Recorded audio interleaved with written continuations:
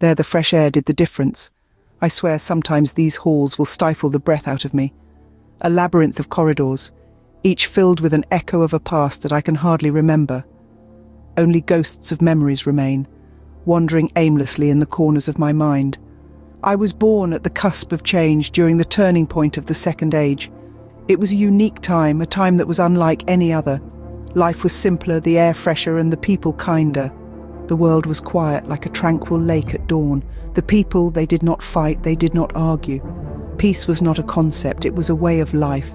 Everything was serene, a stark contrast to the chaos of the present. When my mother dropped me off at school, confusion seeped into my mind. I was merely 13, an age of innocence and naivety. She promised to return, but never did. Perhaps she was compelled by circumstances beyond her control, or perhaps she had other plans. I do not know.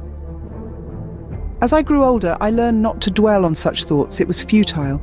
The older I get, the easier it is for me to get lost in my thoughts, to get distracted. It's an inescapable part of age. As I was saying, the school was nice, a sanctuary of knowledge. It was divided into 4 different schools, each distinct and unique. After graduating, I was held back to study another. The reason was not made clear to me, but I suspect it had to do with my exceptional skill in time magic. Time magic, a concept that intrigues and confounds. Mother always said it was common, but the teachers at Sellinger School told her different. They regarded it with awe, as though it was a rare gem in a sea of pebbles. Thus began my journey of self-discovery and doubt. Who was telling the truth, the teachers or my mother? I never found an answer, but I learned to accept the uncertainty. My first spell, an incantation I crafted myself. It was a simple trick, a way to turn back a few seconds on the clock. As time passed, my connection to the spell grew stronger. I could turn back minutes, then hours, and then days.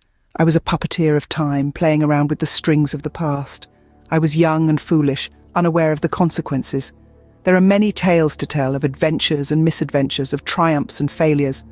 But those are stories for another day. For now, let's return to the point. The Second Age, a time when life was simpler, when peace was not just a concept but a way of life.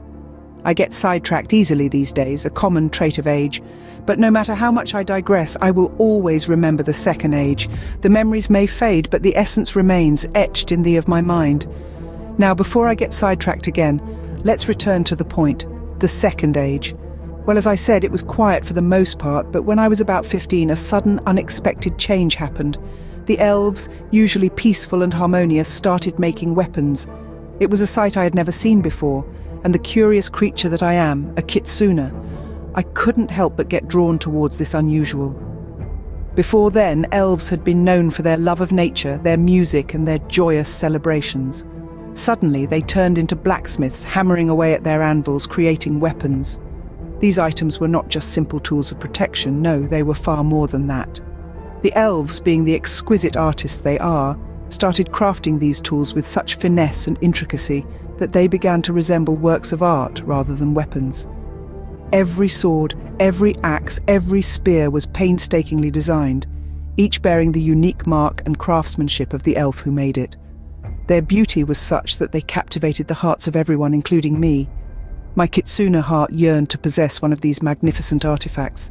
But despite my pleas, I was always met with the same answer. No, you cannot have one. They are weapons of war. War? That an entirely new concept for me, one that had never been part of our peaceful existence. I was puzzled, intrigued, and a bit scared. I longed to understand what this war was. So I began asking questions, hoping to understand the reason behind the change in our peaceful lives. However, to my dismay, my questions were always met with silence. The elves, once open and friendly, now shut themselves off, refusing to answer my queries. It was as if a wall had been erected overnight, separating me from them. Their silence was deafening, creating a chasm of misunderstanding that I couldn't bridge. After countless fruitless attempts, I decided to stop probing, realizing that some questions better left unanswered. They never did answer them, so I gave up trying to ask. After I got to my second school, I met a man named Alistair.